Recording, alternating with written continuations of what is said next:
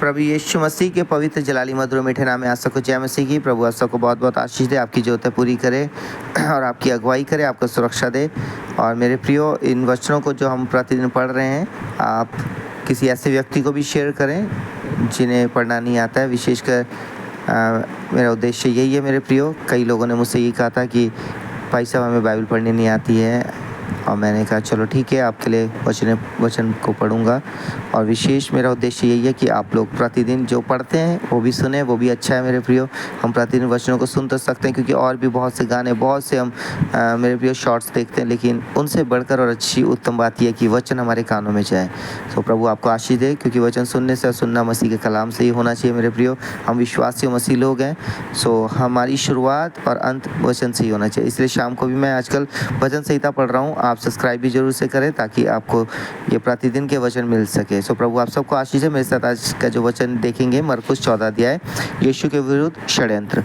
2 दिन के बाद फसह और अख़मीरी रोटी का पर्व होने वाला था। प्रधान याजक और शास्त्री इस बात की खोज में थे कि उसे कैसे छल से पकड़ कर मार डाले, परंतु कहते थे पर्व के दिन नहीं, कहीं ऐसा न हो कि लोगों में बलवा मचे।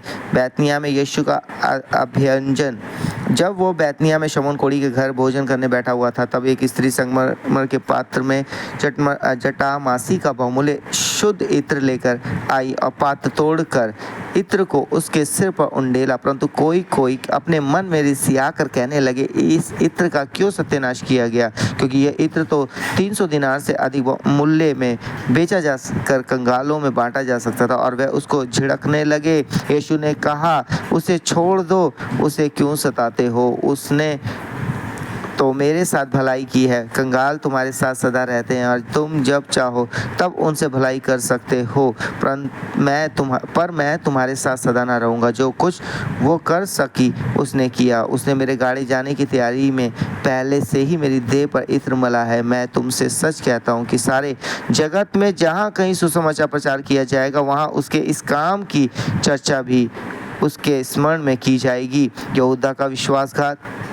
तब यहूदा इस्करियोती, जो 12 में से एक था, प्रधान याजकों के पास गया कि उसे उनके हाथ पकड़वा दे।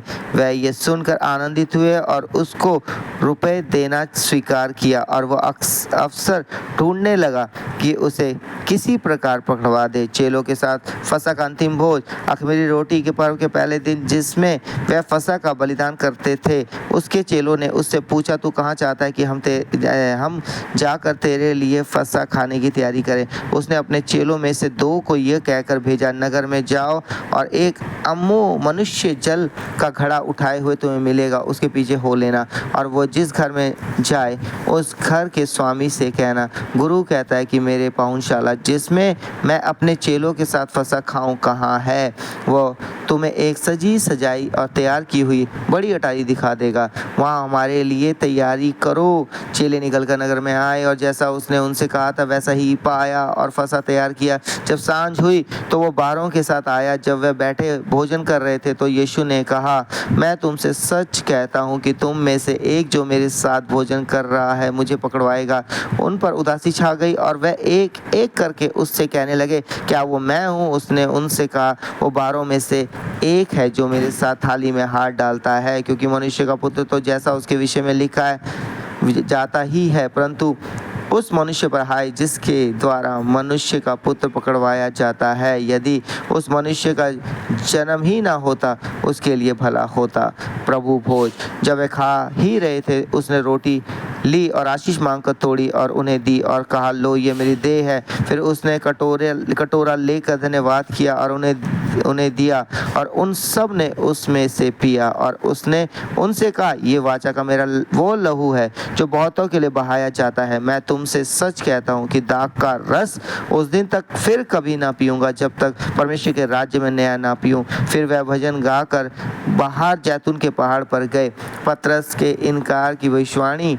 तब यीशु ने उनसे कहा, तुम सब ठोकर खाओगे, क्योंकि लिखा है, मैं रखवाले को मारूंगा और भेड़ें तितर-बितर हो जाएंगी। परंतु मैं अपने जी उठने के बाद तुमसे पहले गलील को जाऊंगा। पतरस ने उससे कहा, यदि सब ठोकर खाएं तो खाएं, पर मैं ठोकर नहीं खाऊंगा। यीशु ने उससे कहा, मैं तुझसे सच कहता हूं कि आज ही रात को मुर्ग के 2 बार बांग देने से पहले तू 3 बार मुझसे मुकर जाएगा। पर उसने और भी जोर देकर कहा, यदि मुझे तेरे साथ मरना भी पड़े तो अभी मैं तेरा इनकार कभी ना करूंगा। इसी प्रकार और सब ने भी कहा। गतसमनी में प्रार्थना। फिर वह गतसमनी नामक एक जगह में आए और उसने अपने चेलों से कहा, यहाँ बैठे रहो जब तक मैं प्रार्थना करूं। और वो पतरस और याकूब और यूहन्ना को अपने साथ ले गया और बहुत ही अधीर और व्याकुल होने लगा और उनसे कहा, मेरा मन बहुत उदास है, यहाँ तक कि मैं मरने पर हूँ। तुम यहाँ ठहरे और जागते रहो। फिर वो थोड़ा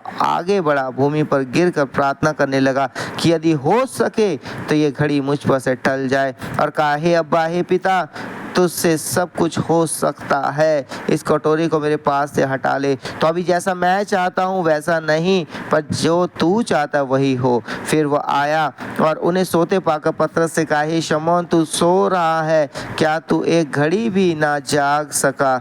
जागते और प्रार्थना करते रहो कि तुम परीक्षा में ना पड़ो। आत्मा तो तैयार है परंतु शरीर दुर्बल है। और वो फिर चला गया और ऊंचे शब्द से प्रार्थना की। फिर आकर उन्हें सोते पाया, और क्योंकि उनकी आंखें नींद से भरी थी और नहीं जानते थे कि उसे क्या उत्तर दें। फिर तीसरी बार आकर उनसे कहा, अब सोते रहो और विश्राम करो, बस घड़ी आ पहुंची। देखो, मनुष्य का पुत्र पापियों के हाथ पकड़वाया जाता है। उठो, चलें, देखो, मेरा पकड़वाने वाला निकट आ पहुंचा है। यीशु का धोखे से पकड़ा जाना। वो ये कह ही रहा था कि यहूदा, जो 12 में से एक था, अपने साथ प्रधान याजकों, शास्त्रियों, पुरनियों की ओर से एक बड़ी भीड़ लेकर तुरंत आ पहुंचा, जो तलवारें और लाठियां लिए थी।